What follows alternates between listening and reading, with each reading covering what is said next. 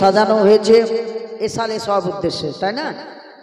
আমাদের একদিন সকলকে মরে যেতে হবে, তাই জিয়াউল মুস্তফা কত সুন্দরভাবে কয়েকটি ছন্দ লিখেছেন আপনার তিনার ডায়েরির মধ্যে। অবশ্যই আপনাদেরকে শুনে ভালো লাগবে। একবার মহাব্বতে জোরে বলেন সুবহানাল্লাহ। মাটির দেহ মাটির তলে, মাটির দেহ মাটির তলে পচে হবে ছারখার। মাটির দেহ নিয়ে তোমার কিসের অহংকার, মাটির দেহ নিয়ে তোমার কিসের অহংকার। মাটির দেহ মাটির তলে, মাটির দেহ মাটির তলে পচে হবে ছারখার।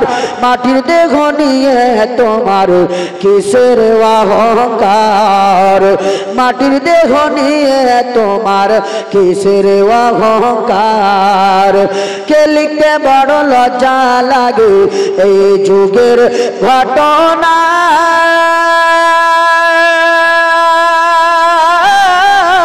কে লিখতে বড় লজ্জা লাগে যুগের ঘটনা। ছেলে মেয়ে বড় হলো বাপ মাকে চিনে না, ছেলে মেয়ে বড় হলো বাপ মাকে চিনে না। ওয়ানা হারে বাপু মামারে, ওয়ানা হারে বাপু মামারে, কাই পাই না খেতে আর। মাটির দেহ নিয়ে তোমার কিসের অহংকার, মাটির দেহ নিয়ে তোমার কিসের অহংকার। মাটির দেহ মাটির তলে পচে হবে ছারখার। মাটির দেহ নিয়ে তোমার কিসের অহংকার। এসে গেছে মোদের কাছে এমন এক জামানা,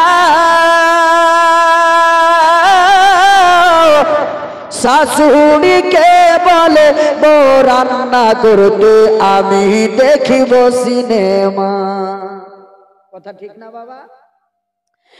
এসে গেছে মোদের কাছে এমন এক জামানা,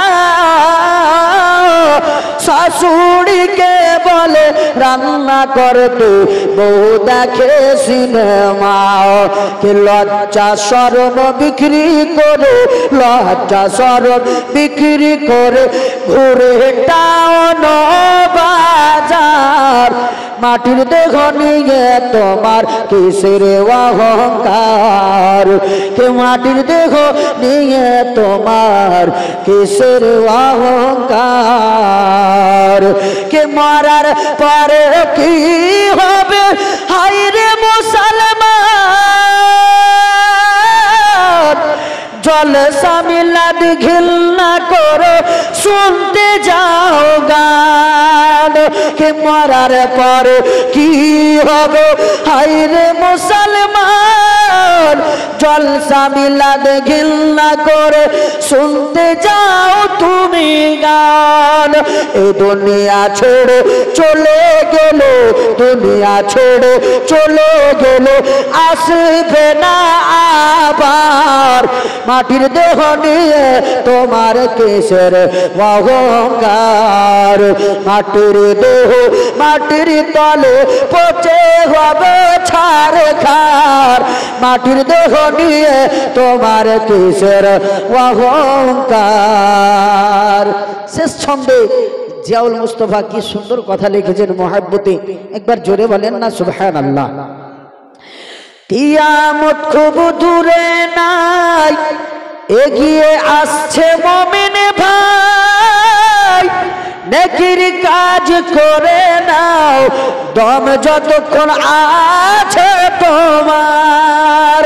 কিয়ামত খুব দূরে নাই, এগিয়ে আসছে রে মুমিন নিভাও নেকির কাজ করে নাও দম যতক্ষণ আছে তোমার আর জিয়াউল বলে হক কথায় আমার জিয়াউল বলে হক কথায় ভয় লাগে না আমার মাটির দেহ নিয়ে তোমার কিসের অহংকার মাটির দেহ নিয়ে তোমার কিসের অহংকার মাটির দেহ মাটির তলে পচো হব ছাড়